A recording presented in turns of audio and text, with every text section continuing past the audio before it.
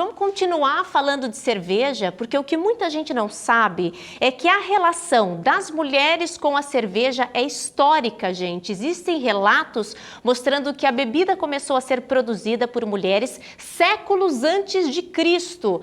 A mulher só deixou de tomar a frente das produções quando o assunto se tornou de interesse comercial. E para falar sobre isso, eu recebo virtualmente uma das mulheres mais importantes da nossa região quando o assunto é cerveja. Tata Borba, gente, é engenheira química, mestre cervejeira e sommelier de cervejas. Bem-vinda ao Ver Mais, minha querida. Olá, Marina, tudo bem, pessoal? Hoje, comemorando o Dia da Cerveja, vamos falar sobre cerveja e a mulher, né? O papel da mulher nesse processo tão maravilhoso que a gente conhece. É verdade. O mercado cervejeiro, né, Tatá, você vai poder concordar e até falar com mais profundidade, ainda é visto como sinônimo de masculinidade, mas não dá para a gente negar a história e o fato de que as mulheres, né, desde os primórdios, têm esse papel importante e até nos dias de hoje vem fortalecendo o setor, seja na produção ou no consumo dessas bebidas, né? Com toda certeza, a mulher ela tá desde os primórdios na produção de cerveja. E é muito interessante essa história porque os homens eles sempre foram responsáveis por trazer, né, os mantimentos para dentro das casas e as mulheres elas eram responsáveis pela alimentação e o cuidado dos filhos. E isso envolvia a produção de cerveja, porque era muito importante naquela época o consumo de cerveja, porque se morria muito fácil por tomar água contaminada. Então, a produção de cerveja era extremamente essencial para a vida como um todo. Então, as mulheres elas estavam ali presentes diariamente produzindo cerveja para que houvesse ali os mantimentos necessários para a sua família, né? Então era extremamente importante. É verdade, a gente estava conversando, o primeiro registro do uso de lúpulo na produção de cervejas foi feito por uma mulher, inclusive, né?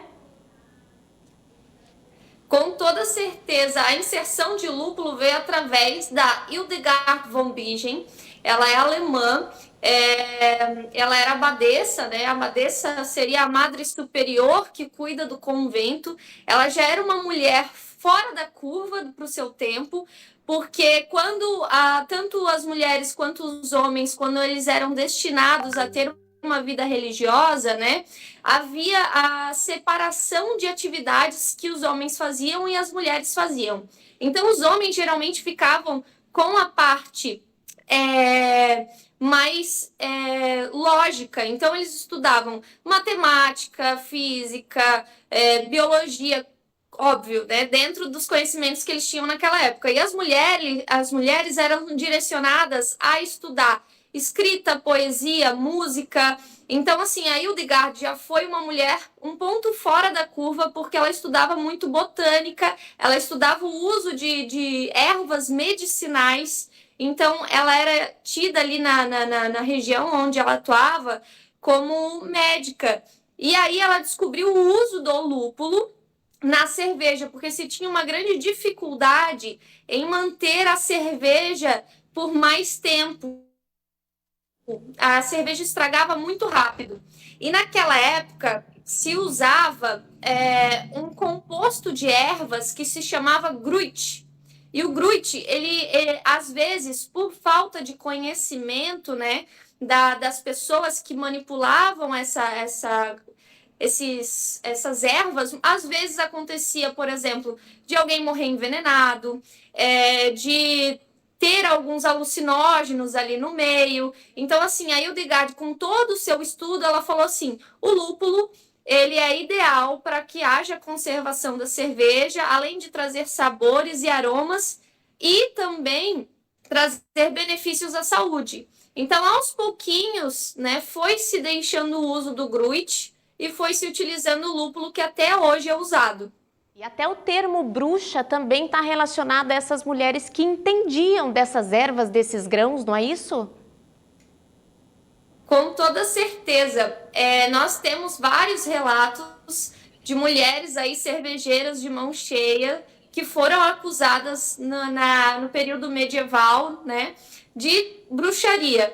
Porque todos os elementos que hoje a gente entende como as características de uma bruxa, essas mulheres tinham, né? Então, para produzir cerveja, se utilizava um caldeirão enorme. Então, se vocês começarem a juntar na cabeça de vocês, né, o formato que uma bruxa geralmente tem, os acessórios que ela usa, vocês vão compreender a história que eu vou contar agora.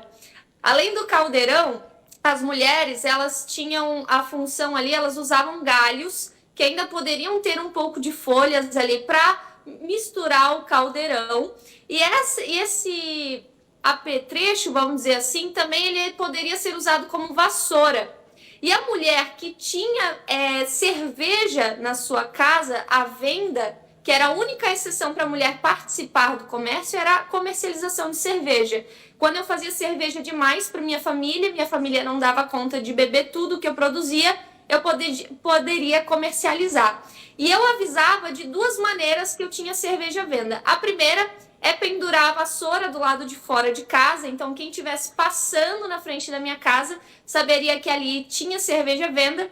E a outra maneira de descobrir que aquela mulher produzia e vendia cerveja era através do chapéu pontiagudo que ela usava na cabeça no meio da multidão, né, de homens que fazendo comércio, né, que naquela época era o escambo. Então, naquela época, as mulheres elas eram encontradas no meio da multidão usando esses chapéus pontiagudos.